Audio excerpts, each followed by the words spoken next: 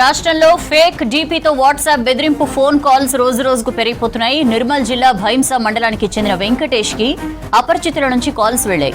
Police dress లో ఉన్న వ్యక్తి ఫోటోతో వాట్సాప్ కాల్ చేసిన దుండగులు వెంకటేష్ ను బెదిరించారు. కుమార్తె డ్రగ్స్ అమ్ముతుండగా పట్టుకున్నట్లు కాల్స్ చేశారన్న బాధితులు 10 నిమిషాల్లో రావాలని హెచ్చరించినట్లు వివరించారు. అయితే స్కూల్ కు వెళ్తున్న తమ కుమార్తె సేఫ్ గా ఉన్నట్లు తెలుసుకున్నాడు వెంకటేష్. ఈ ఫేక్ కాల్స్ తో టెన్షన్ పడ్డానని వివరించాడు బాధితుడు.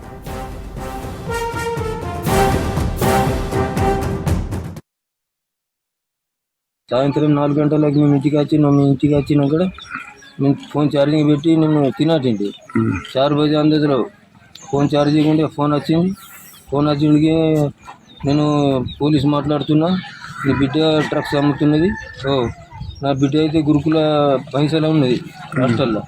అయితే నేను అన్నా సార్ ఎవరు అంటే వాడు హిందీలోనే మాట్లాడుతున్నాడు, తుమారి బేటీ శృతి కానులే శృతి ఏకి తుమారి బేటీ హాయ్ సార్ बोले हम. ऐसे तुम्हारी बेटी ड्रेस बेच रही है मेरे पकड़ ले हाथ से, तुम लेके जाओ, आए तो 10 मिनट में आना तो शूट कर देती हूँ ऐसा हिंदी में మాట్లాడాడు. ఇక నేను పరిచయం అవుతున్నా, ఇప్పుడే పోయి కలిసి మాట్లాడినా ఎట్లా నేను పరిచయంలో ఉన్నా సార్.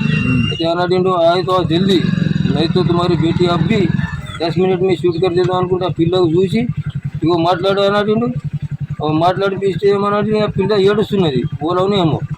నేను ఇక పరిచయం అయిపోయాను.